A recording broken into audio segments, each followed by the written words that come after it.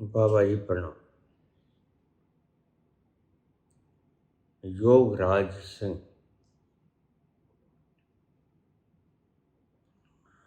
बाबा, गर्मी का वक्त आ गया है। भयंकर गर्मी पड़ रही है अभी से, और इसके बढ़ने की उम्मीद है। कृपा करके हम शिष्यों के लिए कोई ऐसा पेय पदार्थ बताइए। हमें बाजार में भी जाना पड़ता है, और गर्मी सुबह सुबह पड़नी शुरू हो जाती है। सारा दिन बाजार में भी रहना पड़ता है, कभी खेत खलिहान भी जाना पड़ता है। स्त्रियों को घर के काम, चूल्हा, तंदूर, रसोई वगैरह, इस गर्मी के मौसम में छोटे बच्चों के लिए 7-8 साल के हों,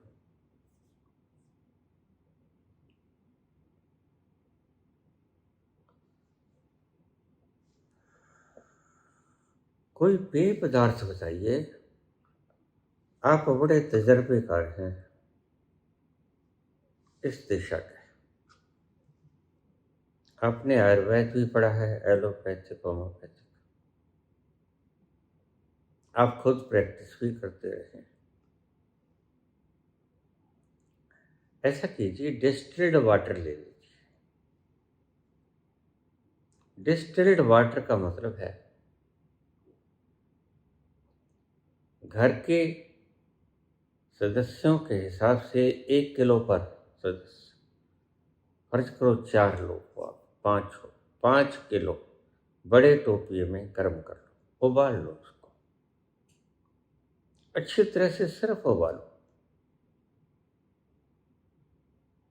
और जब वो 5-10 मिनट तक उबल जाए तो उसको आप छाननी में छान लो। वह डिस्टिल्ड वाटर हो गया। जब वो ठंडा हो जाएगा तो उसे आप सारा दिन प्रयोग में लाओ। ये बोतलों वगैरह, बिसलेरी वगैरह, इन पे ज़्यादा यकीन करना ठीक नहीं। ये मैंने भरते हुए देखे हैं लोग। आम पानी को भर देते हैं और तुम 10-20 रुपए यूं ही खर्च कर देते हो। तो जब कहीं ट्रैवलिंग पे जाना हो तो यह पानी ठंडा करके थर्मस में डालो और आप संग ले जाओ। यह पानी आपको नुकसान नहीं करेगा। इसे डिस्टिल्ड वाटर कहते हैं, सही मात्रा।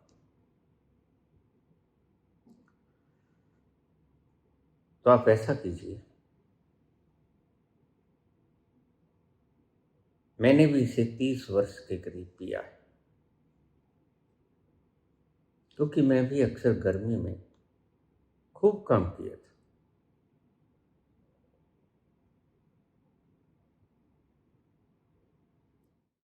एक टोपिए के अंदर यह पानी ठंडा करके रख लें। उसमें 1 गिलास के हिसाब से 2 चम्मच ग्लूकोज डाल लें। ग्लूकोज, बाजार से ग्लूकोज का पैकेट लें। 100 ग्राम का भी मिलता है, आधा किलो का भी मिलता है। एक ध्यान रखिएगा, फ्लेवर्ड नहीं लेते हैं। यह केमिस्ट आपको कहेंगे बनाना फ्लेवर ले जाओ, ऑरेंज ले जाओ, मैंगो ले जाओ, नहीं लेते हैं। यह जो फ्लेवर है यह नुकसान करता है सेहत को, क्योंकि आर्टिफिशियल होता है।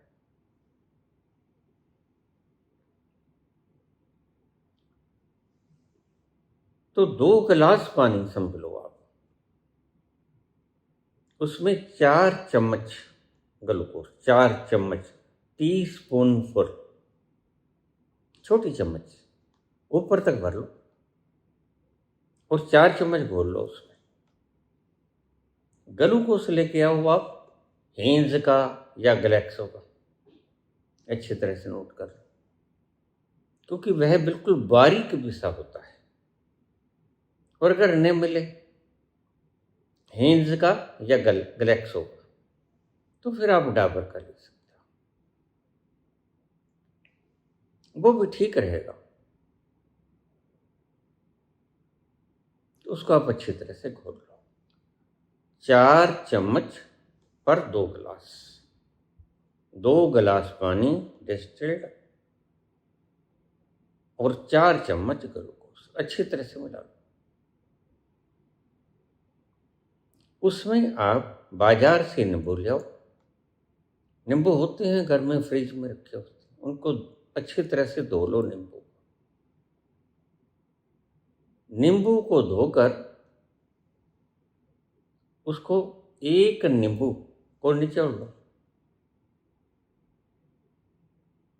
1 नींबू पर गिलास, या अगर आपको थोड़ा खट्टा लगे तो आप 1 नींबू 2 गिलास के हिसाब से भी डाल सकते हो, आधा नींबू पर गिलास। उसमें थोड़ी सी चीनी डाल लो, यानी 1 से 1.5 टीस्पून चम्मच छोटी गोल। डायबिटीज के मरीज या जिनके पैंक्रियाज की कुछ तकलीफ चल रही है, वह ऊपर से शुगर मत डालें, क्योंकि ग्लूकोज इज इटसेल्फ शुगर।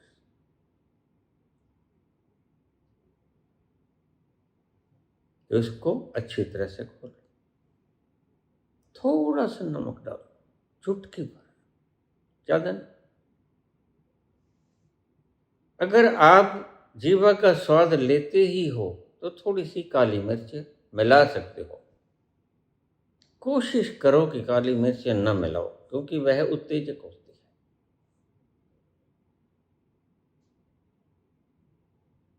इसको अच्छी तरह से घोल लो। बर्फ नहीं डालना है, ध्यान रखना। फिर इसको थोड़ी देर, आधा घंटा फ्रिज में रख दो। उसमें बर्फ नहीं डालना है, फ्रिज में रख देना है। तो जब ठंडा हो जाए तो इसको आप भी पी सकते हो। मैंने 2 गिलास के हिसाब से बताया, आप इकट्ठा भी बना सकते हो। लेकिन ध्यान रखें, गर्मी के अंदर पानी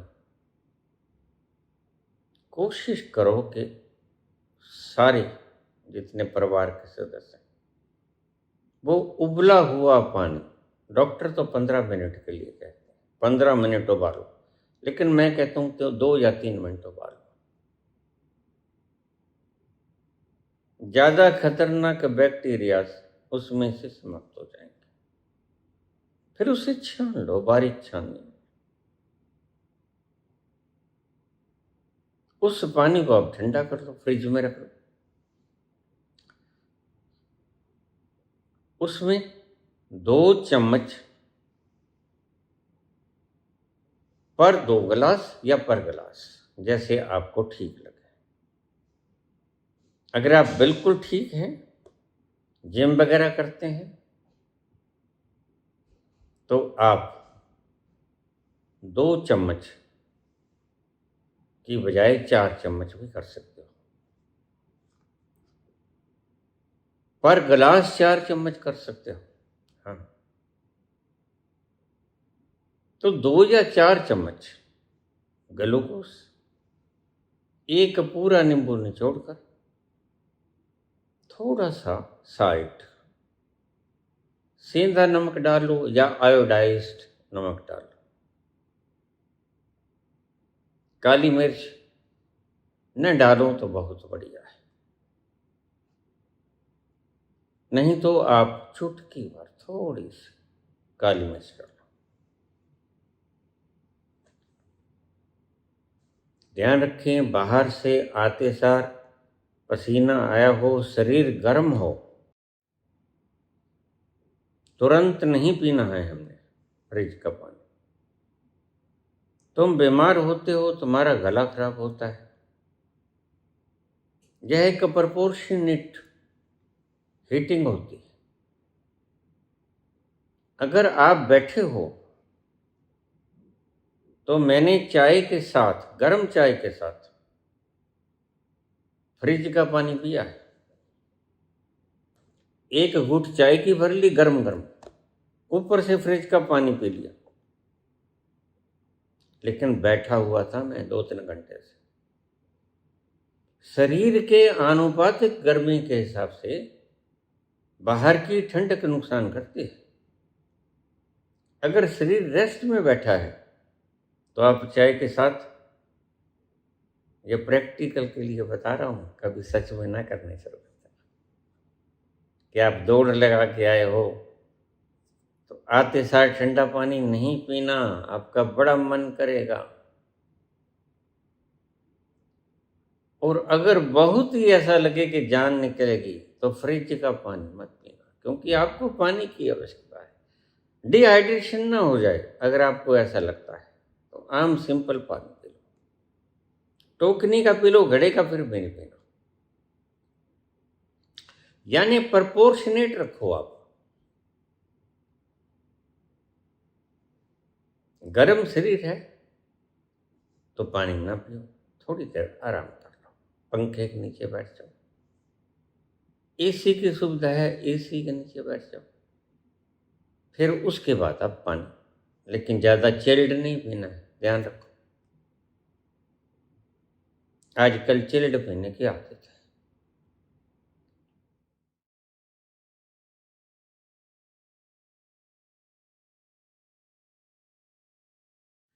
यह घोल अगर आप सुबह शाम पियोगे तो सारी गर्मी निकल जाएगी, आप बीमार नहीं पड़ोगे। इसे फिर सुन लो, पानी को उबाल लो और सारे दिन वही पानी छान कर पियो। वह डिस्टिल्ड वाटर हो गया, उसको फ्रिज में रख लो, निचले खाने में, बिल्कुल फ्रीजर में नहीं रखना है। तो वह हल्का हल्का ठंडा होता रहेगा, सारे दिन प्रयोग करो आप। और जब आप ठंडा पानी पियो तो अपनी स्थिति देखो, बाहर से तो नहीं आए, कोई पौड़ियाँ चढ़ के तो नहीं आए, कोई ऐसा तो नहीं कि आप दौड़ के आए हो या ज़्यादा गर्मी में ज़्यादा दूर तक चल के आए। शरीर की प्रपोर्शनेट हीटिंग को देखकर वैसा ही पानी पियो। अगर आप आराम से बैठे हो, 15 मिनट आराम कर लिया तो शरीर उसी अवस्था में आ जाएगा, 37 डिग्री। तो फिर आप उस पानी को, वो भी ठंडा पानी ज़्यादा ना हो, नुकसान करेगा। तो पानी में 4 चम्मच ग्लूकोज, 1 गिलास के हिसाब से भी ले सकते हो, 2 गिलास के हिसाब से भी ले सकते हो। उसमें आप 1 नींबू निचोड़ लो, 2 चाहे तो 2 निचोड़ लो, नींबू का कोई नुकसान नहीं। उसमें चुटकी भर नमक डालो, नमक ज़्यादा जरूरी नहीं होता हमारे लिए, इतना जरूरी नहीं होता, वैसे जरूरी होता है। ब्लड प्रेशर के मरीज नमक ना डाले तो बढ़िया है। शुगर के मरीज नमक न डाले तो बढ़िया है।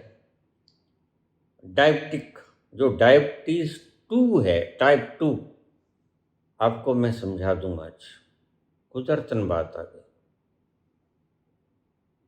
डायबिटीज 2 नाम की कोई बीमारी नहीं होती, यह डॉक्टरों का छलावा है, यह डॉक्टरों का छलावा है। मधुमेह 2 टाइप की कोई बीमारी नहीं होती, मधुमेह एक ही होता है। निश्चित रूप से जब आप खाना खा लोगे तो आपकी शुगर बढ़ेगी। उस अवस्था में अगर आपकी शुगर 200 हो जाती है कोई बात नहीं, 200 से ज़्यादा भी हो जाती है कोई बात नहीं, उसे डॉक्टर मधुमेह 2 कहते हैं। नहीं, इनके खतरे में मत आ जाना, ये आपको मेटफॉर्मिन खिला खिला के मार देंगे। मेटफॉर्मिन 500 खा लो, मेटफॉर्मिन 1000 खा लो, नहीं, बिल्कुल इस पचड़े में नहीं पड़ना है। डायबिटिक 2 नाम की कोई बीमारी नहीं होती है, तो ऐसा आप घोल बना लो। शुगर के पेशेंट चीनी मत डालो, अगर डालनी ही है, बहुत कम शुगर है आपके, और जिसको आप मधुमेह 2 कहते हो, उसमें आप थोड़ी सी चीनी ले सकते हो। यह घोल पियो आप 1 गिलास 2 गिलास, फिर आप 15 मिनट विश्राम करो, आपको नींद भी आ सकती है। नींद आ जाए तो बहुत बेहतर, फिर आप जब उठोगे तो आपको ऐसा लगेगा जैसे हम स्वर्ग में आ गए, क्योंकि ग्लूकोज आपके न्यूरॉन्स की और सारे टिश्यूज की मरम्मत कर देगा, और आपके सारे टिश्यूज वेल इन स्टेट आ जाएंगे। फिर आप आराम से अपना काम कर सकोगे, फिर आप गर्मी में जा सकते हो। लेकिन ध्यान रखना, गर्मी में जाने से पहले अगर ज़्यादा गर्मी है तो गीला कपड़ा सर पे रखो, छतरी रखो, अम्ब्रेला। बद परहेजी बुरी ही होती है, prevention is better than cure. इस घोल को आप सुबह शाम पियो। पूछा है बच्चे हाँ पिला सकते हो, बच्चे को 8-9 साल के बच्चे को आप करीब 1 गिलास का आधा हिस्सा दे सकते हो, उसकी डेवलपमेंट ज़्यादा होगी, वह ज़्यादा एक्टिव होगा। और जो व्यक्ति गेम्स खेलते हैं जैसे फुटबॉल, वॉलीबॉल, क्रिकेट वगैरह, हॉकी वगैरह, बैडमिंटन, टेनिस या कुश्ती, तुम देखिएगा ये घोल पी के चले जाइएगा, दुश्मन को पिछाड़ दोगे, उसको पता भी नहीं चलेगा आज ये क्या खा के आया है। इतनी शक्ति आपके भीतर आएगी इस मामूली से घोल से। इसे आप सर्दियों में भी प्रयोग कर सकते हो, लेकिन ध्यान रखना पानी ठंडा ना हो। सुबह शाम सर्दियों में भी प्रयोग कर सकते हो, इसका कोई नुकसान नहीं होता। जैसे डायरिया, डायसेंट्री, वॉमिटिंग वगैरह में तो आप ORS का घोल आता है, उसका इस्तेमाल करो, उसकी पैकेट बनी बनाई आती है, इलेक्ट्रोलाइट्स। लेकिन आम दिनों में जब आप स्वस्थ हो तो आप इस घोल को पी सकते हो। आपको जानकर बड़ी हैरानी होगी यह घोल कितना शानदार काम करेगा। घर के कामों में आपको थकावट नहीं होगी। इस घोल को पीने के बाद अगर आपको 15 मिनट, 20 मिनट, आधा घंटे का नींद आती है, दोपहर में लोग वैसे भी सो जाते हैं, तो सो जाइएगा। वह सोना बड़ा हितकर है। उसको झपकी कहते थे एल्बर्ट आइंस्टीन, दिन में 4-5 झपकियां ले लेते थे एल्बर्ट आइंस्टीन, 10 घंटे रात को सोते थे।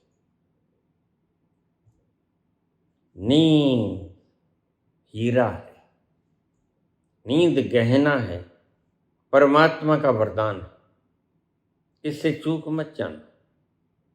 जितनी गहरी नींद आप लोगे उतना ही बेहतर है।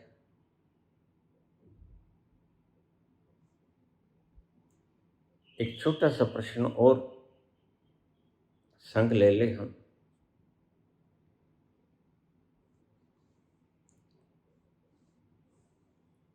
आपने कहा बाबा, जब आप अंतस्थल में जाते हैं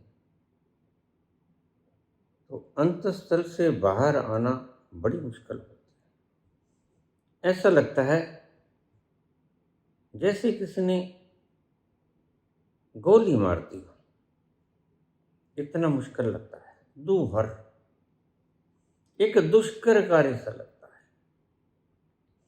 इसे समझिएगा। मैंने बहुत बार नींद और ध्यान की कंपैरिजन व्याख्या की। नींद में भी आप अपने भीतर जाते हो, ध्यान में भी आप अपने भीतर जाते हो, दोनों ही अंतर्मुखी यात्रा है। जरा सोचिएगा, आपने छोटे बच्चे को देखा, छोटे बच्चे को भूख भी लगी, चिल्ला रहा है, भूख लगी है मम्मा, भूख लगी। माँ दूध लेके आती है और बच्चे को झपकी भी आ रही है, नींद भी आ रही है, लेकिन बच्चा सो जाएगा। नींद ज्यादा जरूरी है। प्रकृति ये सिद्ध करती है तुम्हें, नींद is, sleep is more important then hunger. तो बच्चे को आप जगाओगे नहीं, जागेगा। भूख गई, भूख के बिना शरीर चल जाता है, नींद के बिना नहीं। बच्चा सो जाएगा, तुम जगाओगे नहीं, उठेगा।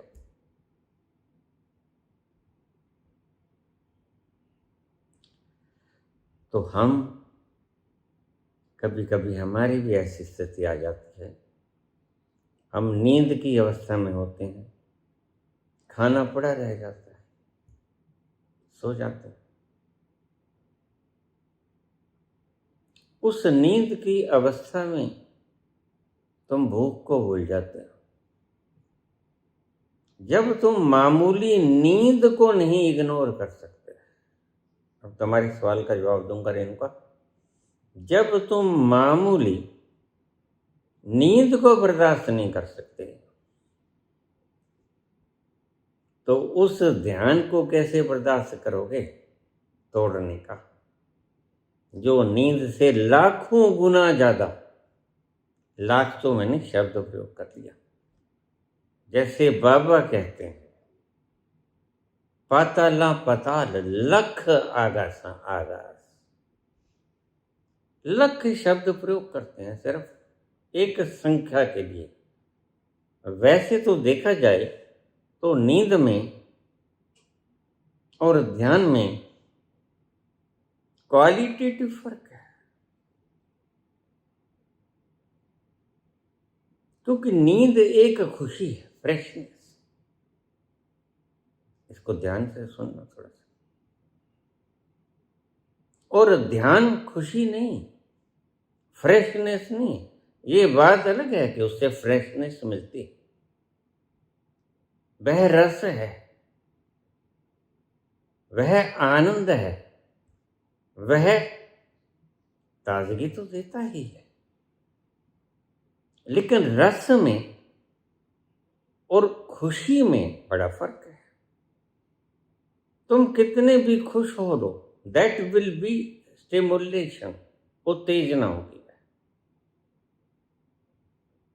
लेकिन जिस रस की मैं बात करता हूं, जो नींद में नहीं आती, जो ध्यान में आती, वह निरुत्तेजना है, नॉन स्टिमुलेशन। तो इसको शब्दों में ऐसे ही समझाया जा सकता है। खुशी में आप उत्तेजित हो सकते हो,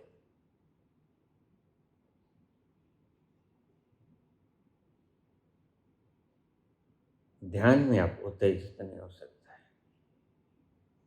ध्यान तो वह शीतलता, वह कोमलता, वह मगनता, वह अपार सुगंधी है कि वहां पर आप उत्तेजना नहीं महसूस कर सकते, उत्तेजना नहीं आएगी। यही कारण था कि ऋषियों ने ब्रह्मचर्य साधा। तुम खोपड़ी से साधते हो, वो उस तल पर चले गए जहां नॉन स्टिमुलेशन है, तो उनको उत्तेजना आती ही नहीं। जो कृष्ण कहते हैं तू हर्ष और शोक से पार हो जा, क्योंकि हर्ष भी स्टिमुलेशन है, शोक भी स्टिमुलेशन है। Both are the stages of your mind. दोनों तुम्हारी मनस की स्थितियां हैं और तुम मन से पार हो। तुम मन से पार, हर्ष और शोक उत्तेजना है, और तुम जो पार हो तुम नॉन स्टिमुलेशन, ऐसे व्याख्या कर लो। हर्ष और शोक स्टिमुलेशन है, और रस जिसकी बात करता हूं मैं, जो मीरा पीती है, जो नानक पीते हैं, कबीर पीते हैं, जो पलटू पीते हैं, जो कृष्ण पीते हैं, वह नॉन स्टिमुलेशन है, वह रस है, वो रहस्य है। उसको एनालिसिस से नहीं किया जा सकता। रहस्य का ये मतलब होता है, तुम फूल को तोड़ लोगे, पंखुड़ियों में सारे तत्व निकाल लोगे, लेकिन एक रहस्य छुपके से रह जाएगा। यह सुगंध आई कहां से? धरती में तो सुगंध नहीं है, तुम सूंघ के देखो। जो गुलाब और मोतिया में सुगंध है, क्या धरती को आए तो धरती में से है, या बीज में आया? वो बीज में भी सुगंध नहीं मिलेगी तुम्हें, तो फिर सुगंध कहां से है? सुगंध कुछ ऐसी चीज है जो रहस्य से आई, जो सीक्रेसी से आई, और उसमें स्टिमुलेशन नहीं होता। तुम देखना, तुम्हारे इत्र में स्टिमुलेशन होता है क्योंकि वह तुमने बनाया, लेकिन जो जीवित फूल सुगंध देता है वो स्टिमुलेशन नहीं देता। वो तुम्हें शांत करता है, वो तुम्हें मगन करता है। तो परमात्मा के चरणों में फूल चढ़ाने का यही मतलब था, लेकिन तुमने गलती खा ली। तुम फूल को तोड़कर उसके चरणों में चढ़ा दे। फूल वैसे ही उसके चरणों में चढ़ा हुआ है। क्या जहां फूल खिला है वहां परमात्मा नहीं है क्या? परमात्मा तो ईशावास्यमिदं सर्वम यत् किंच जगत्याम जगत। परमात्मा तो वहां भी है जहां फूल खिला, और उसको उसकी मस्ती में क्यों नहीं जीने देते तुम? इसलिए मैं तुम्हें कहता हूं कि तुम हत्यारे। अगर तुमने फूल को भी तोड़ा तो वह जीवन को तोड़ा तुमने। तुमने एक हत्या कर दी, तुम उस जल्लाद की भांति हो गए, जो किसी ने मुर्गा काटा, किसी ने बकरा काटा, तुमने फूल काट दिया। जीवन तो फूल में भी होता है, इसलिए फूल को कभी मत काटना। फूल को खिलने देना, वैसे ही उसको जीवन बड़ा अल्प मिला है। तो नींद, तुमने पूछा पुत्री, तुम जब नींद को ही नहीं बर्दाश्त कर सकते, भूख को बर्दाश्त करते करते तुम सो जाते हो और फिर जागते नहीं। जागने का मन नहीं करता, तुम कहते कोई बात थोड़ा और सो ले।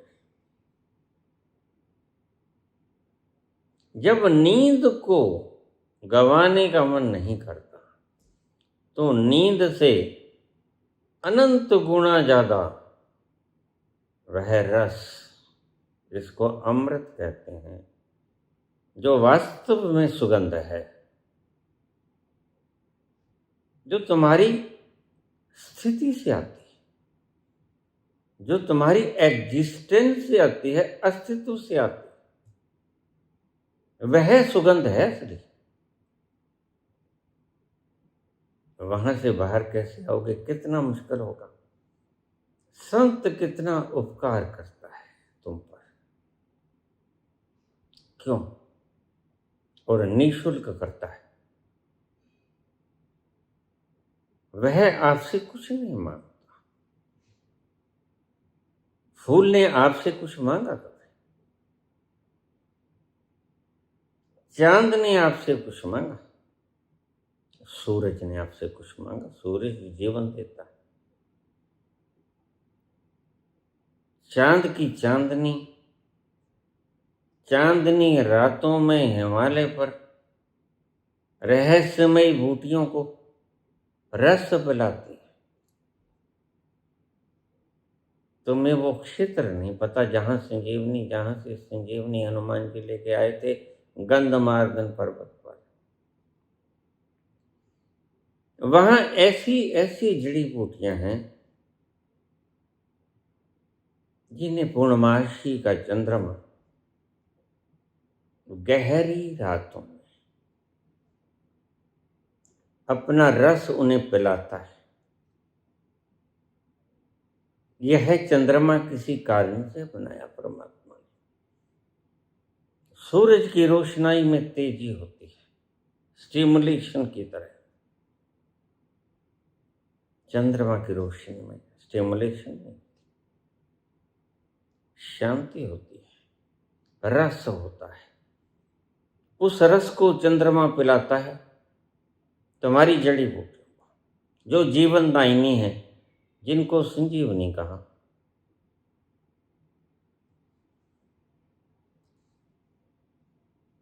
रावण के पास लंका में सुषेण वैद नाम का एक एनलाइटेंड पर्सन था। सुषेण वैद एनलाइटेंड था, वह आत्मज्ञान को प्राप्त हो चुका था। उसका काम था वैदिक। वह जड़ी बूटियों से पूछ लेता, उनकी भाषा को समझता था कि तुम किस काम आते हो, बता देते। आज के जमाने में लुकमान हकीम के पास भी ऐसे थे। लुकमान हकीम रात को निकलता, चंद्रमा की पूर्णमासी की रात में जड़ी बूटियों से पूछता, तुम कौन से रोग का इलाज करती हो? तो जड़ी बूटियां अपनी भाषा में बताती। प्रत्येक प्राणी की अपनी भाषा होती है। तुमने नहीं देखा, जब कोई कौवा मर जाता है तो कौवा बोलता है, तो उस कौवे के बोलने से सारे कौवे इकट्ठे कैसे हो जाते हैं? कुछ तो उस भाषा में संदेश होगा ना। एक बंदर का बच्चा या बंदर मर जाता है, बंदर अपने ढंग से आवाज देता है, उस आवाज में कोई सूक्ष्म इंगित होता है, इशारा होता है, वो सारे बंदर समझ जाते हैं, इकट्ठे हो जाते हैं। वो भाषा है उनकी। तो जड़ी बूटियों की अपनी भाषा है, पेड़ पौधों की अपनी भाषा है। तो आत्मज्ञानी व्यक्ति इसको समझता है। आत्मज्ञानी व्यक्ति था लुकमान। वो चंद्रमा की रोशनाई में पूर्णमासी के दिन रात को निकलता। उसने पेड़ पौधों से पूछा, छोटे छोटे पौधों से पूछा, भांग धतूरों से पूछा कि तुम्हारा क्या काम है। एक बात को ध्यान में रखना, यहाँ परमात्मा ने कोई चीज फालतू नहीं बनाई। उसके पास इतना वक्त नहीं कि कोई चीज फालतू क्रिएट कर दे। उसने जहर भी बनाया तो किसी कारण से बनाया, वह भी कहीं काम आता है। बात अलग है कि तुम्हें पता ना हो। उसने केसिन भी बनाया, पोटेशियम साइनाइड, उसका भी कोई कारण था। तुम्हें नहीं पता, इसकी बात अलग है। विज्ञान को पता भी कितना का है। विज्ञान तो अभी बुद्धि से सोच रहा है, और विज्ञान का सोचना अभी तक मैं मूढ़ता ही समझता हूं। विज्ञान अभी उस तल पर नहीं आया जब विज्ञान ये कह सके कि हाँ, मैं रहस्य की भाषा को भी खोजा है। जिस दिन आएगा तुम्हें पता चल जाएगा। अभी विज्ञान बड़ा बच्चा है, दूध पीता बच्चा, छोटा बच्चा जो माता की स्तन से दूध पीता है, इतना छोटा बच्चा है।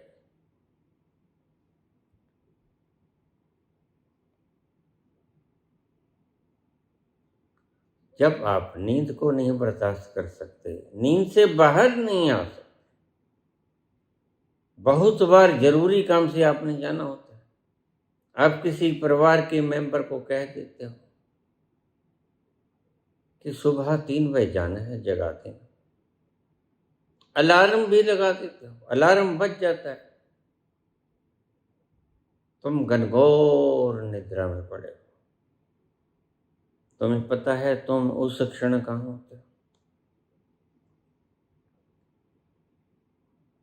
एक व्यक्ति को छोड़कर सभी को बिल्कुल कुछ नहीं पता। एक व्यक्ति को पता होता है कि तुम नींद की अवस्था में, कोमा की अवस्था में, जहां जाकर सब खो जाता है और तुम्हें कुछ नहीं पता होता कि तुम उस कालखंड में वेयर यू वर, तुम कहां थे।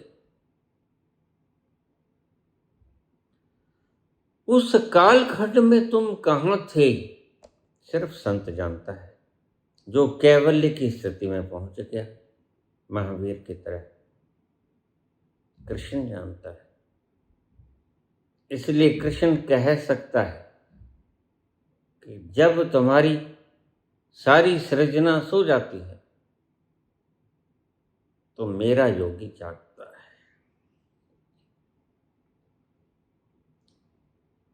जब तुम्हारा ये सारा ढांचा सो जाता है पंचभौतिक तत्वों का, तो इसके भीतर एक जागता हुआ तत्व जिसे तुम चेतना कहते हो, वह निरंतर 24 घंटे जागता है। वह कभी सोता नहीं,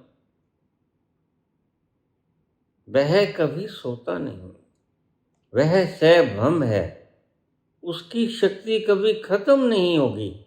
यह समझने जैसी बात नहीं, यह इन्वेंशन जैसी बात भी नहीं है। You cannot create that content. तुम चेतना को क्रिएट नहीं कर सकते। क्रिएट तो तुम अभी पदार्थ को भी नहीं कर सकते, चेतना तो बहुत दूर की बात है। लेकिन कृष्ण जानते हैं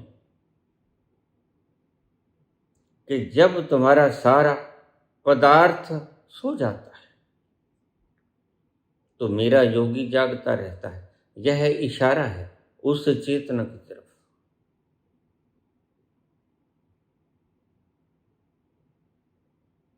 जिस चेतना में सारे रहस्य छिपे पड़े हैं।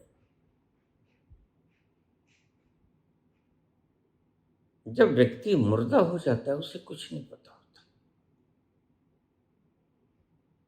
उपनिषदों में उसे सर्वज्ञ कहा गया।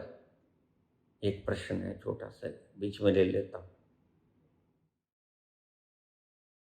यह सर्वज्ञ कौन है? यह सर्वज्ञ चेतना है। पदार्थ और चेतना दो भिन्न भिन्न चीजें नहीं।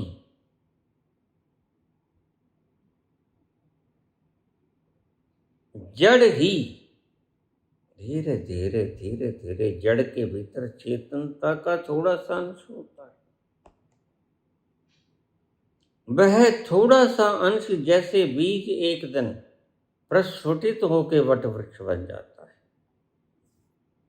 वह चेतना का छोटा सा अंश एक दिन परम चेतना परमात्मा के रूप में कन्वर्ट हो जाता है, प्रॉस्पर हो जाता है, समृद्ध हो जाता है, परिपूर्णता तक समृद्ध हो जाता है।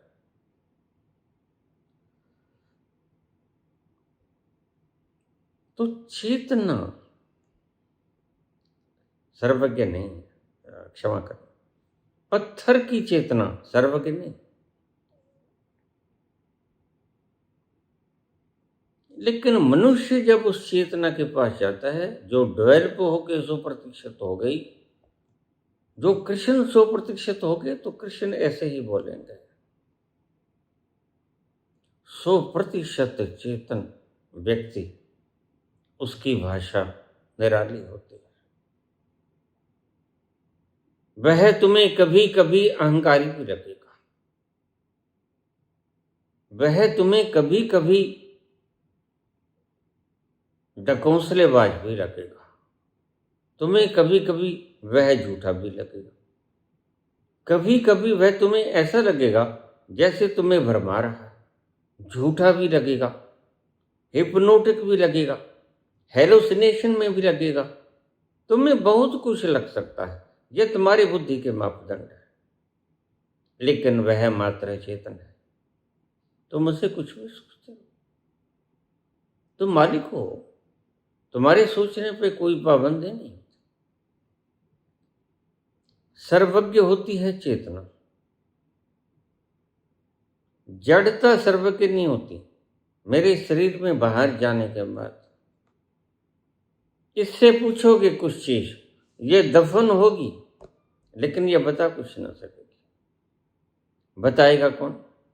बताऊंगा मैं, जो इस शरीर से, यानी इस घर से, यह मेरा घर है, बाहर चला गया और उस मूर्ति में प्रतिस्थापित हो जाऊंगा। जो मूर्ति आप बनाओगे कब्रगाह के ऊपर, उस मूर्ति में मैं खो जाऊंगा, क्योंकि परमात्मा सब जगह मौजूद है। उसका सागर किसी एक स्थान पे नहीं। ये बात समझ से परे है, लेकिन आप थोड़ा सा इशारों में समझा देता हूं। वो कोई एक सचखंड नहीं है कि वहां जाकर कोई गुरु आएगा, अंगुली पकड़ेगा। ये मूर्खों की बात है। He is present everywhere, everywhere is Sachkhand, everywhere is Sachkhand. तो आप मूर्ति बनाओगे, यद्यपि कहीं से भी लेके आए, तो मैं उस मूर्ति में उतर जाऊंगा। अब ये समझ में आने वाली बात नहीं, लेकिन तुम बस सिर्फ सुन लेना, शायद इशारा कभी तुम्हें लग जाए। इशारा तुम्हें लगेगा उसी दिन जब तुम उसके बिल्कुल करीब होगे, या उस शून्य में तुम समा जाओगे। उस जीरो हार्ट्स के भीतर तुम प्रवेश होकर मर्ज हो जाओगे। तो उस जीरो हार्ट्स के भीतर जो डेल्टा रेंज में आई, वेव्स में आई, उसमें जब तुम मर्ज होगे, इंसर्ट हो जाओगे, तो तुम परमात्मा हो जाओगे, सर्वज्ञ हो जाओगे। ये थोड़ा सा विज्ञान बड़ा सूक्ष्म है, और मेरे नित्य के सुनने वालों को ये समझ में आने लगा है, और ये बड़ी खुशी की बात है कि तुम्हें मेरी बातें समझाने लगी।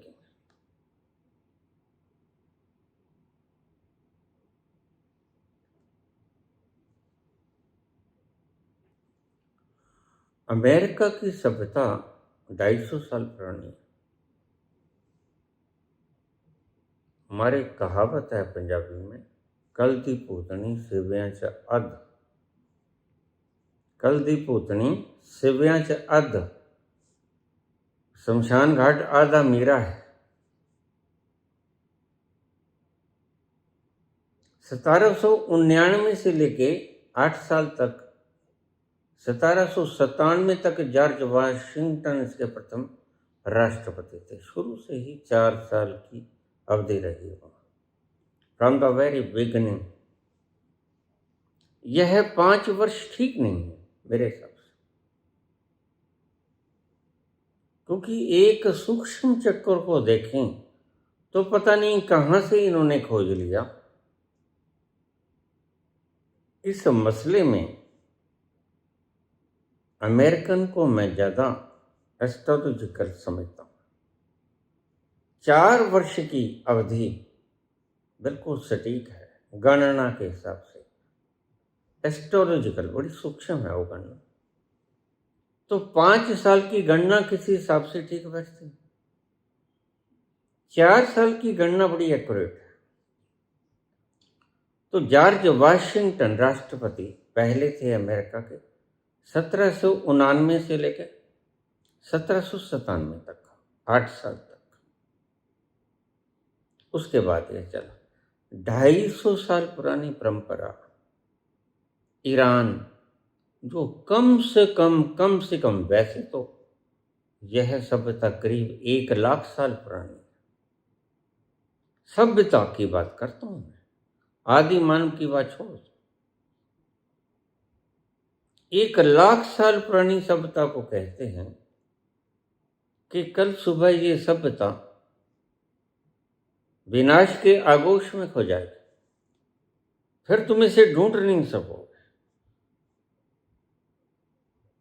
कैसा अहंकारिक उद्घोष है इस व्यक्ति का।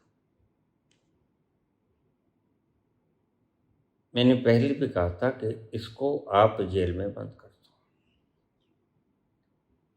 यह अमेरिका के लिए समृद्धतम चाहे बन जाए, लेकिन अमेरिका को बर्बाद कर देगा ये।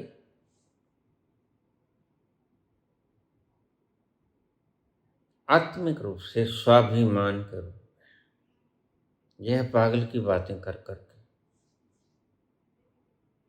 मर्यादा पुरुषोत्तम ने हिंदुस्तान की नींव बहुत पहले रख दी, और मर्यादा क्या थी? जो तुम कहोगे उसके ऊपर ता जिंदगी पाबंद रहोगे। क्या थी मर्यादा? प्राण जाए पर वचन न जाए, रघुकुल रीत सदा चले आए। तो रघु से चला, वंश तो बहुत पुराना चला है, वंश तो मनु से चला हुआ है, इक्ष्वाकु से। कहने का मतलब था जो रघु ने कह दिया वही रीति चलेगी। रघुकुल रीत सदा चली आए, प्राण जाए पर वचन न जाए। जो कह दिया वो ठीक। ये तो सुबह कुछ कहता है, लंच के वक्त कुछ और कह देता है, दोपहर की चाय के वक्त कुछ और कह देता है, और रात को कुछ और, सोने से पहले कुछ और, सुबह उठ के इसका बयान ही अलग होता है।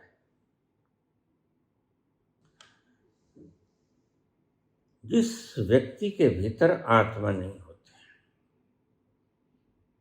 वह व्यक्ति पल पल पर अपने बयानात बदलता है। थोड़ा सा गहरा विषय है, थोड़े शांत हो जाइए तो आपको समझ में आएगा।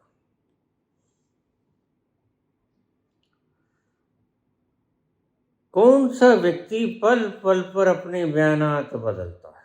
अब और 2 घंटे बाद और कभी कहता हार्मोज को खत्म कर दो, हार्मोज को खाली कर दो, कभी कहता हमने हार्मोज से लेना है, हमारा तो तेल वहां से आता ही। कभी कहता मैं विनाश कर दूंगा, कभी कहता है ईरानियन तो बहुत अच्छे होते हैं। जरा सोचिएगा, साइंटिफिक वे से नहीं, वर्ण हमारे ऋषियों के वैसे। ऋषि कहते हैं मन लोभी मन लालची, मन चंचल मन चोर, मन के मते न चालिए, पलक पलक मन और। जो व्यक्ति मन के भीतर ही स्थित रहेगा वह पल पल में अपने विचार और अपने वक्तव्य बदलेगा। यह मनमुखी लोग हैं। मन पल पल बदलता है, पलक पलक मन और, पल पल में मन और होता है। अब आइए तुम उस वचन पर, रघुकुल रीत सदा चली आए, प्राण जाए पर वचन न जाए। वह अंतः स्थिति से निकली हुई बात है। मर्यादा हमेशा अंतः स्थिति से आती है। मर्यादित व्यक्ति की मर्यादा उसकी बुद्धि की कसौटी या संकल्प नहीं हुआ करता। देखिए बहुत गहरे शब्द है, इसलिए मैंने पहले कहा तुम शांत हो जाओ थोड़ा। मर्यादित व्यक्ति की मर्यादा उसकी खोपड़ी की कल्पना या संकल्प नहीं होता। मर्यादित व्यक्ति की मर्यादा उसके अस्तित्व का एवेपोरेशन होता है। उसके अस्तित्व से उठती है एक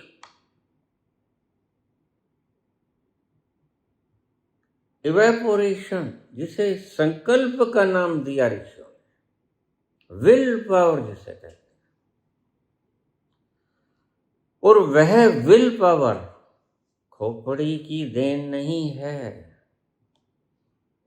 यह जो लोग तुम्हें गुमराह करते हैं, मुरली की धुन होती है। मुझे कल परसों एक कमेंट आया कि मुरली की धुन तो सुनी थी, मैं म्यूजिशियन हूं, लेकिन मुरली शब्द होती है ये तो पहली बार सुना। लेकिन ये बीके वाले तो सिखाते हैं कि मुरली का शब्द होता है। सुबह की मुरली सुन लो क्या हो जाए। इसलिए ये दशरथ जैसे लोग, दशरथ क्या नाम है उसका, पटेल वगैरह, मुझे पता नहीं, इन पागलों के नाम कम ही जानता हूँ। यह घोर नर्क भरा पड़ा है इनके दिमाग। यह इतनी कॉम्प्लिकेटेड व्यवस्था है इनके न्यूरॉन्स की कि सीधे सीधे बात नहीं कर सकते। यह करोड़ों तो नर्क बता देंगे।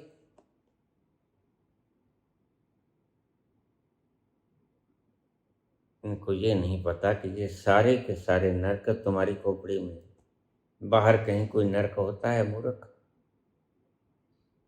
ये तुम्हारी खोपड़ी के न्यूरॉन्स हैं, करोड़ों के अरबों हैं। एक एक न्यूरॉन तुम्हारा नर्क में भरा हुआ है। तुमने कभी देखा नहीं, कभी गए नहीं, किसी इस ढांचे को छोड़ा नहीं, तुमने नर्क स्वर्ग खंगाला नहीं। फलसफा प्यार का तुम क्या जानो, तुमने कभी प्यार ना किया, तुमने इंतजार ना। फलसफा प्यार का तुम क्या जानो, तुमने कभी प्यार ना किया, तुमने इंतजार न किया। जो अपने भीतर उतरा ही नहीं, वह प्रेम की बातें, रहस्य की बातें क्या खाक जानेगा। ये सर लोग, यह आचार्य लोग, यह क्या खाक जानेंगे। अष्टावक्र किस दल से क्या बोल गए, कृष्ण किस तल से क्या बोल गए, उपनिषद के ऋषि याज्ञवल्क्य किस तल से क्या बोल गए, इनको क्या खाक पता, जिन्होंने अपने भीतर डुबकी एक भी नहीं लगाई। ऐसे ही भक्त मंडली पैदा कर लेंगे, और ये भक्त मंडली आगे करोड़ों भक्तों को पैदा करेगी। यह धरती ऐसे ही नरक नहीं हो गई। यह चली थी एक व्यक्ति से, ठीक, लेकिन एक व्यक्ति को लाखों लोग, करोड़ों लोग सुनने लगे, उन्होंने करोड़ों का प्रसार कर दिया, और आज यह धरती का तुम देख लो फलसफा क्या है, नर्क है, यानी सब कहीं दुख ही दुख है। बुद्ध को कहना पड़ गया, वो भी आज से 2500 साल पहले, जिंदगी नर्क है। उस वक्त ही नर्क थी। तो आज दशरथ ठीक कहते हैं, दशरथ पटेल, कि करोड़ों अरबों खरबों नर्क होते हैं सही, और वो तुम्हारी खोपड़ी में है, बाहर कहीं नहीं होते। बाहर तो खंगालोगे तो पता चलेगा बड़ा शानदार वातावरण है, वहां तो बड़ी सुंदर ग्रह व्यवस्था है, जहां देखकर तुम्हारा मन खुश हो जाएगा कि काश यह व्यवस्था मैं धरती के ऊपर, प्लेनेट के ऊपर भी लागू करता। तुम कभी बाहर गए? तुम्हारा कुल जमा पूंजी खोपड़ी है, यही तुम्हारा नर्क है। स्वर्ग तो तुमने कभी देखा ही नहीं, खुशी तो 2 पल के लिए तुमने चखी ही नहीं, तुमने नर्क ही देखा। शब्दों में नर्क के सिवा और होता भी क्या है। शब्दों की चिपकाहट तुम्हें नर्क में ले जाती, और शब्दों से मुक्ति स्वर्ग है। इसलिए मैं तुम्हें सदा कहता हूं, जो तुम्हें शब्द ज्ञान देते हैं उसे नाम दान कह देते हैं। यह शब्द का दान, इसमें मत उलझ जाना। मैं बात करता हूं, या जिन्होंने भी शब्द की बात कही, उस वक्त के लोग समझते थे, इसलिए कही। शब्द और सुरती का मिलान नहीं, आज बदलना होगा हमें। आज हमें सुरती तो वही रखनी होगी, क्योंकि सुरती तो वही, वह तो प्राकृतिक है। शब्द हमारे बनाए हुए हैं, ह्यूमन क्रिएशन। कितने शब्द हैं, कितनी भाषाएं हैं, उनके कितने शब्द हैं, कितने अल्फाबेट हैं, कितनी लैंग्वेजेस हैं।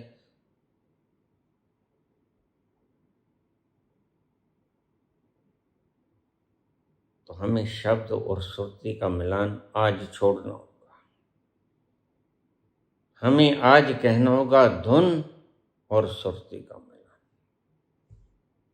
ये सटीक शब्द आज के लिए, कल बदल भी सकता है,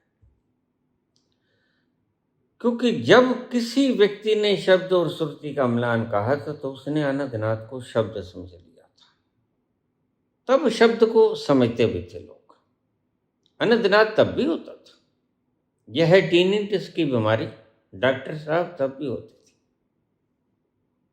मेरे पास डॉक्टर आ गए कुछ साल पहले, मुझे कह के कहते हैं टीनिटस होता है। मैंने कहा कोई बात नहीं, इलाज कर लो। इलाज करने से कहेंगे ठीक होता है, थोड़ी देर आपको लग सकेगा कि दूर हो गया, लेकिन फिर शुरू हो गया।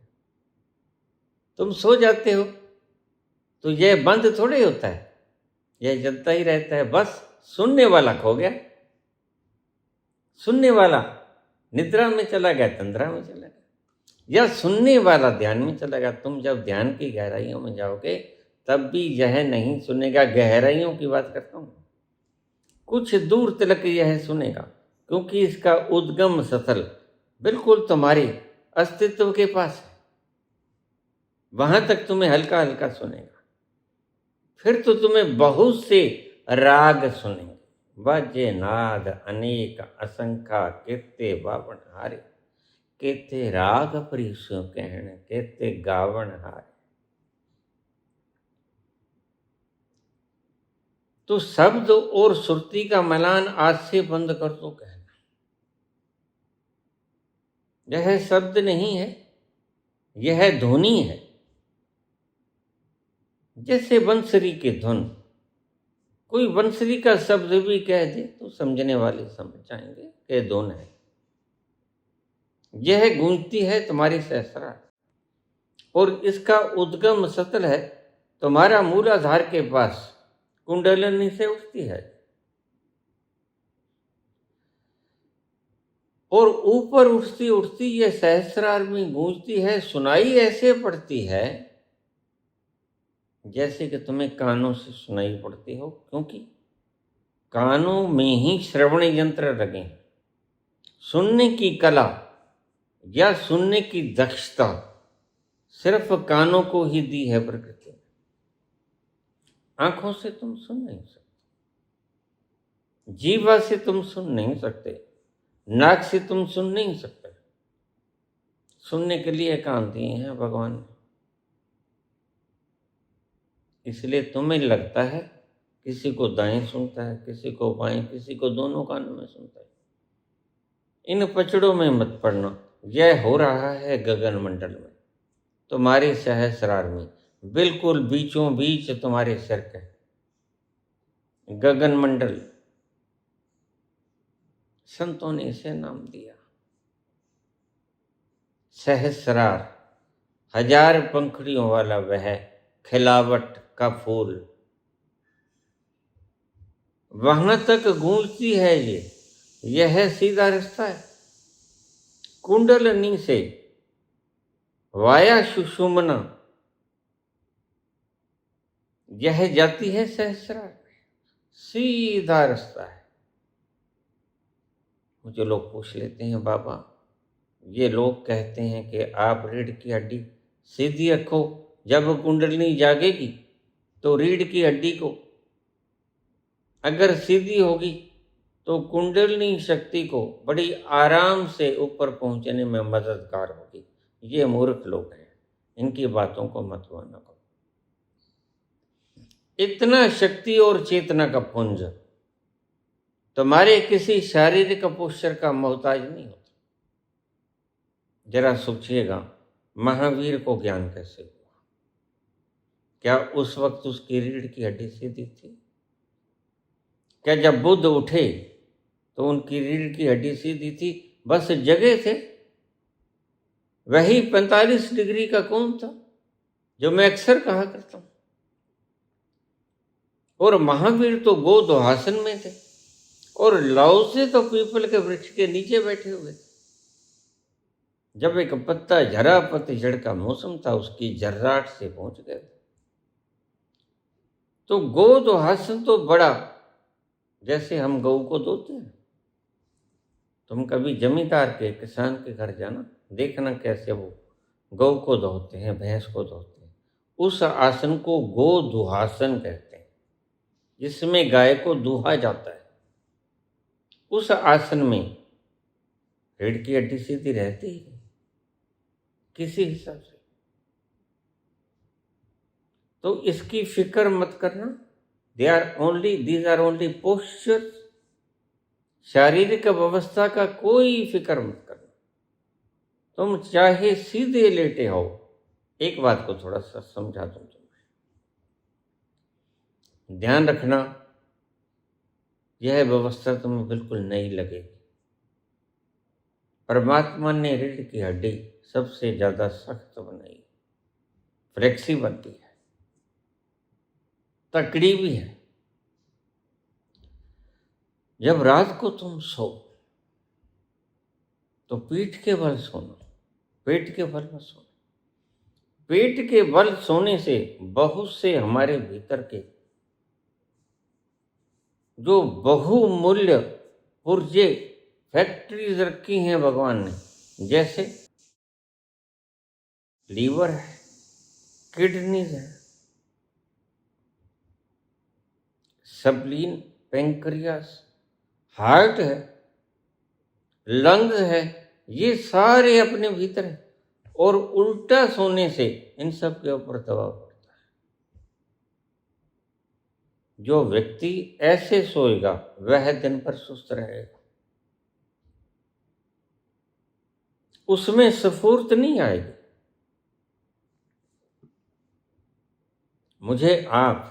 मैं सदा ही 5-4 मिनट के लिए तो बेशक मैं करवट बदलूं, लेकिन जब मैं सोता हूं तो आप मुझे कभी भी किसी करवट के बल सोया नहीं पाओगे।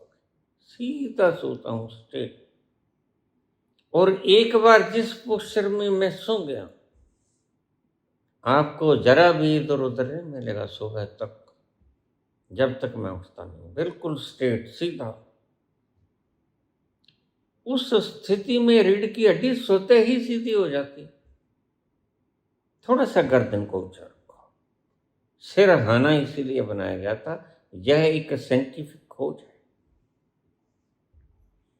हो सके तो पांव भी थोड़ा सा ऊंचा रखो। बीच का, मध्य का जो सारा शरीर रह जाता वो थोड़ा धनुष की तरह हल्का सा वक्र हो जाए। पांव को भी थोड़ा ऊंचा रखो, सिर को भी थोड़ा ऊंचा रखो। जब तुम्हें सही पोस्चर सोने का बता रहा हूं, बड़ी मजेदार नींद आएगी। किसी भी अंग पर दबाव नहीं पड़ेगा। और प्रत्येक बनाई हुई संरचना को जो ईश्वर प्रणाली ने बनाई है, ना तुमने बनाया ना तुम जानते हो कैसे बना। सीधे सोओगे तुम। पीठ बनी ही इसीलिए है, रीढ़ की हड्डी। और बैक साइड में कोई भी महत्वपूर्ण अंग नहीं होता मनकों के सिवा, रीढ़ की हड्डी के मनकों के सिवा। वहां से अगर रात्रि को भी किसी वक्त आपकी कुंडली जग गई तो आसानी से निकल जाएगी। और आपको ये जो भ्रम में डालते हैं, ये नीम हकीम खतराए जान है। इन्हें कुछ पता नहीं, ना इनकी कुंडली जगी। इन्हें सिर्फ क्या करें, मोदी काल है, बेरोजगारी है, रोजगार तो मिलता नहीं। यहाँ तो नीट के जो बेचारे पढ़ते हैं, सालों सालों तक मेहनत करते हैं, ऐन वक्त पर आकर पेपर बिक जाता है। यह कैसी व्यवस्था है। तुमने अपने अधीन 6 पड़ा आदमी मौज करे जहाजों में, 6 बार सूट बदले। और जो बेचारा नीट की परीक्षा दे रहा है, बड़ी गरीबी की हालत में इतने पैसे खर्च करके, इतनी मेहनत करके, ऐन वक्त पर उसका दिल तोड़ देते हो। सब परेशान हो जाता है, ढांचा टूट जाता है उसका। मैंने सुना कल एक बच्चे ने सुसाइड कमिट कर लिया। बहुत दुख की बात है। एक व्यक्ति का मरण मैं समझता हूं, इसकी जगह अगर शासन व्यवस्था का कोई व्यक्ति मर जाता तो मुझे कोई अफसोस नहीं होता। इस बच्चे का मुझे बहुत अफसोस है। इस उम्र में यह कोई मरने की उम्र नहीं होती। यह यहाँ बूढ़े ठेरे 75 साल के अभी राज करने की बात सोचते हैं, 25 वर्ष। अजीब हालात है। और दूसरी बात, आपको शेयर मार्केट के बारे में थोड़ा सा प्रश्न आपको बता दूं। शेयर मार्केट सब जाली है। शेयर मार्केट का चढ़ाव, हमारे सभी शेयर ओवर वैल्यूड हैं। ओवर वैल्यूड क्या, खतरनाक रूप से ओवर वैल्यूड। जो 1 रुपए की चीज आज बिकनी चाहिए, आप बाजार में जाते हो, आपकी 1 रुपए की चीज बिकती है, आज उसको आप 20 रुपए में खरीद के लाओगे। समझदारी है क्या? ऐसा ही कुछ शेयर मार्केट में हो रहा है। यह अडानी जैसे कुछ लोगों को अमीर बनाने का ढंग है। खबरदार, मुझे सुनने वाला, मुझे समझने वाला व्यक्ति शेयर मार्केट में एंटर ना करे। जो उसके पास है वह सब बेच दे। अब थोड़ा सा अगर बूम आए, प्रार्थना करो कि बूम आए, तो तुम निकासी कर दो, सब बेच दो, क्योंकि यह फेक है। यह गवर्नमेंट ही फेक है। पहले ताई हुआ करती थी निर्मला, अब एक निर्मला दादी हो गई है, यानी ज्यादा खूंखार कंटार हो गई। जैसे जैसे व्यक्ति बूढ़ा होता है वह कौवा हो जाता है, हंस नहीं रहता। ऐसी ही निर्मला ताई निर्मला दादी हो गई। इसकी बातों में मत आना, यह दादी है, यह दाव देखती है।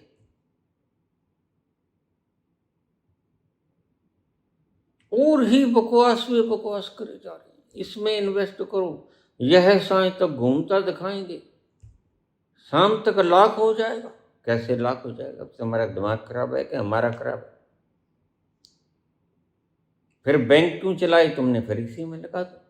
सारे संसार को, हिंदुस्तान को इन्होंने सट्टेबाज बना दिया, जुएबाज बना दिया।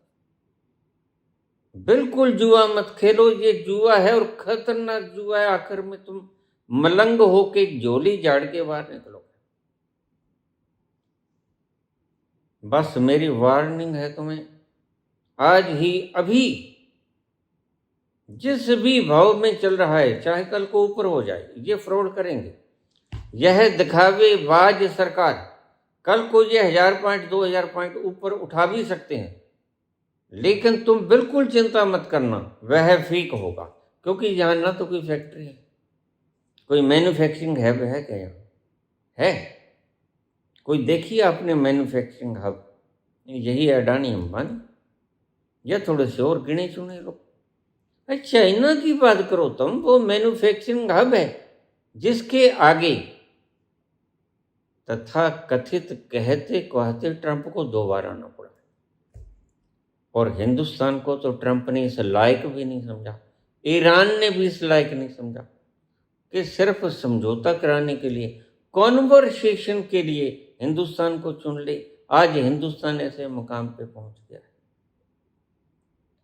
समझौता कराने के लिए। हालांकि पाकिस्तान से हिंदुस्तान 6 गुना ज्यादा बड़ा है और ज्यादा बढ़िया शहर है हमारे पास, लेकिन आदमी घटिया है। शहरों का क्या चाटेंगे, फर्श थोड़ा ही चाट रहे। यहां सोने की प्लेटों में खाने मिलते हैं, यह थोड़ा देखना है, खाना तो वही है ना, प्लेट थोड़ी साथ लेके जानी। ध्यान रखना, बैंकों में से पैसा निकाल लो जितना पड़ा है तुम्हारा, खास तौर से नेशनलाइज बैंक, क्योंकि नेशनलाइज बैंक सरकार के अंडर आते हैं सारे। वैसे तो दूसरे भी सरकार के अंडर हैं, लेकिन थोड़े सेफ है। स्टेट बैंक ऑफ इंडिया खास तौर से जब शेयर मार्केट गिरती है तो यह झूठा बंदा जो सदा झूठ ही बोलता है। मैंने आपसे कहा ना, शर्म का पुर्जा निकाल लिया है। जिन्होंने बनाया मोदी जी को, परमात्मा ने स्पेशल व्यक्ति को बनाया। हम कमबख्त तो ठेके पे गड़ाए गए। मोदी जी को बनाया है परमात्मा ने खुद अपने हाथों से। हम कमबख्त हैं कि ठेके पे गड़ाए गए। तो उन्होंने क्या किया, उन्होंने कल्पना का पुर्जा डाल दिया। और स्पेस तो उतना ही होता है खोपड़ियों में। तो एक पुर्जा होता है शर्म का, हमारे भीतर शर्म हया, हम कहते हैं ना, शर्म नहीं आती का तेरे को, हया नहीं आती, लज्जा नहीं आती, वह निकाल लिया। क्या करे बेचारों ने, फिक्सेशन तो करना ही था ना। तो इमेजिनेशन का, दूर की कल्पना करने वाला, ज्यादा कल्पना करने वाला पुर्जा फिट करने के लिए शर्म का पुर्जा निकाल दिया। अब तुम 3 किलो गालियां निकालो, 3 क्विंटल निकालो, शर्म इसको नहीं आई।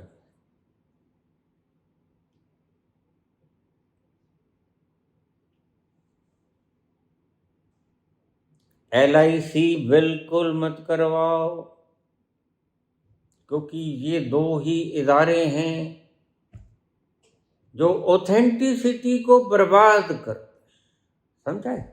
अगर एक चीज की वैल्यू 1 रुपये और इस गप्पी आदमी के, इसका नाम पप्पू रखा था इसने, राहुल को, एक व्यक्ति हार्वर्ड से पढ़ा हुआ,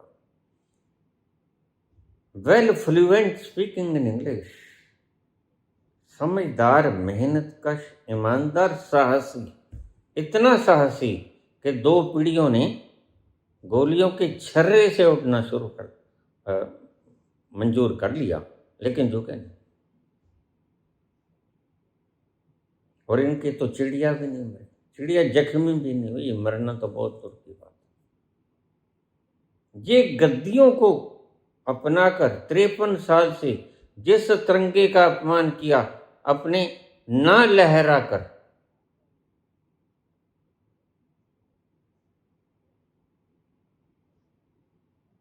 ऑफिस के ऊपर दुख होता है। घर घर झंडा, घर घर तिरंगा।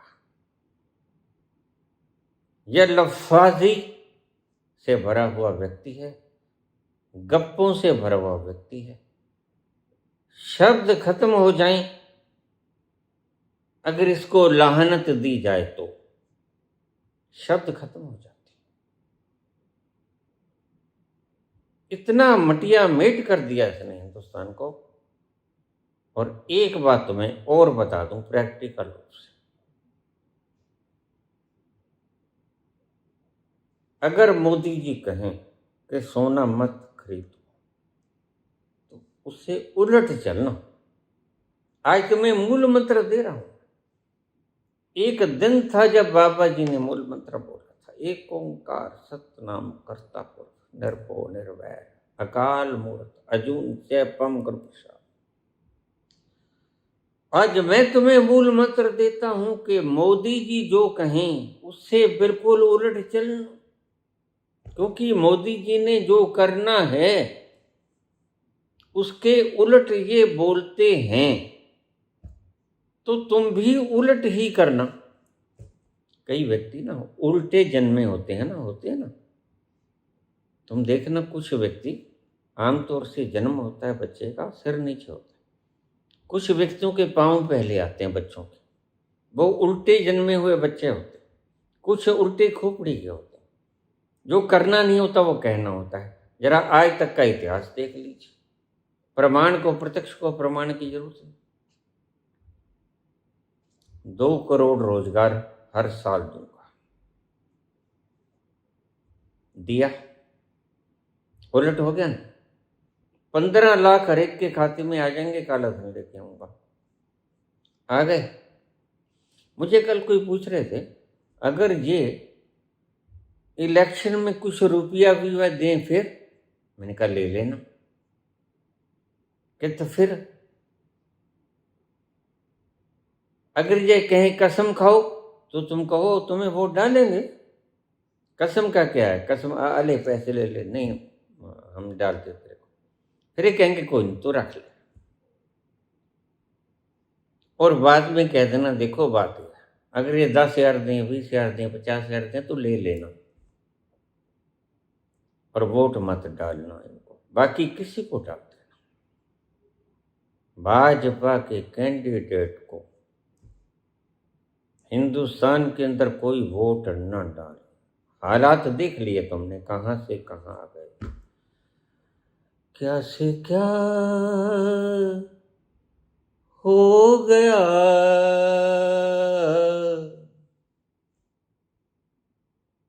बेवफा बेवफा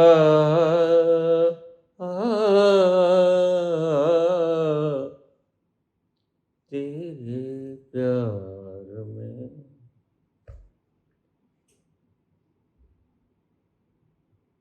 होना था क्या मिला, बेवफा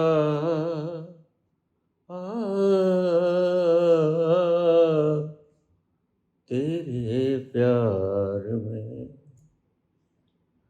जो कहें मोदी जी ये खाओ वो मत खाना, जरूर कोई शंक है।